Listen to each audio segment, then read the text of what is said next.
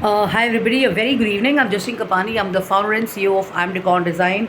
We're in the business of designing and manufacturing home and office decor and interior solutions where we have lamps, mirrors, we have consoles, we have center tables, there are bunker beds, there are sofas, there are dining tables and chairs and lamps as well. And the other category has small decor items of interior solutions and corporate gifting and retail items and accessories like coasters.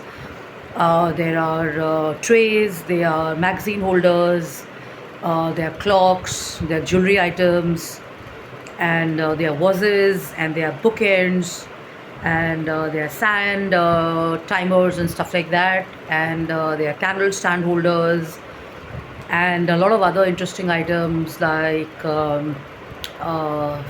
in corporate gifting we have something which is very interesting, which is preferred mostly by men, which is chess boxes.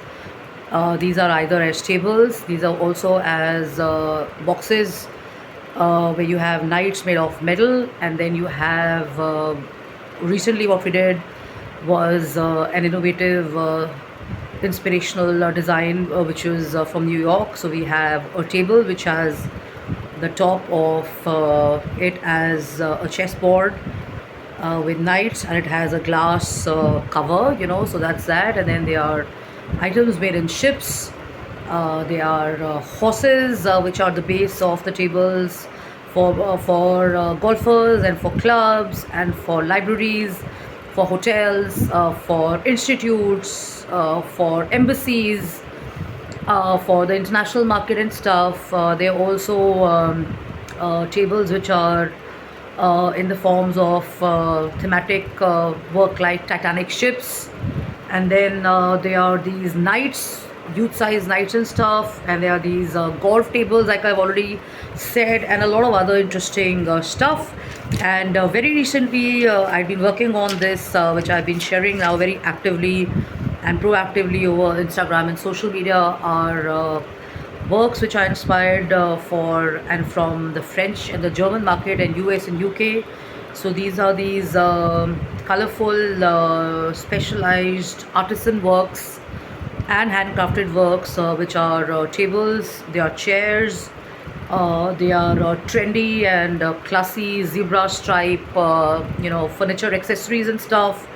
There are lamps in those, and a lot of other items and stuff. And this morning I happened to kind of go through a video of one of the journalists of the media channels that we have in India.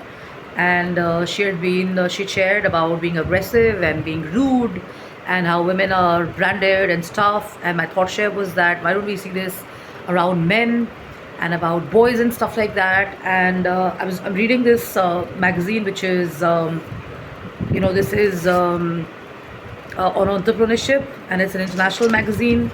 And there is a very interesting read which I like, which is related to the Silicon Valley. We all know that Silicon Valley has been in the news. Google has been doing some fantastic and great, commendable, innovative works over the years for having given us Google and Gmail and Chat GPT and stuff like that. But somehow it seems that the strategy and crisis management is not clear.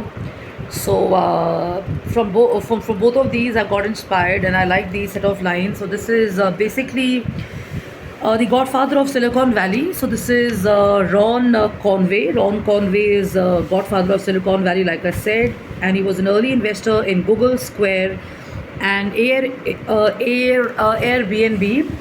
And he says this is an experience with a lady. She's called Prerna Gupta, and she's an Indian, and she's a co-founder and CEO of Hooked, which is an app. And they had an interesting meeting in a party in San Francisco in 2017. And Prerna Gupta was actually filled with self-doubt about her work and stuff. And because she launched a storytelling app, and she was not very confident about it, so she was not very sure and confident and stuff. And she got one piece of advice from him, which was from the experience of Silicon Valley, which was be aggressive but be kind. And she says that I took this lesson, and I took this line with me, and I kind of started doing work with my husband who was a co-founder, and they were trying to look for investors and stuff like that, and they were pretty saddened and upset because a lot of investors wanted them to kind of do things differently, and many of them would get personal about their project and their thought share around the investment plan and stuff like that. So she got a little disheartened and she started sharing this more with Ron. And Ron would often on be an advisor, and he would kind of constantly mentor her and tell her how not to be a jerk and stuff. And Ron had said that nice people are piggies, they win in the end. And he said you can be aggressive in business but still be kind to people. And he pointed out examples like Airbnb, Brian Chesky, and he also advised her to kind of stand up for herself without burning bridges whenever required. But and also he advised her to kind of have compassion and treat everyone with kindness, and to also keep in mind that any relationship with any people which is in business or investor would actually prove to be useful later on.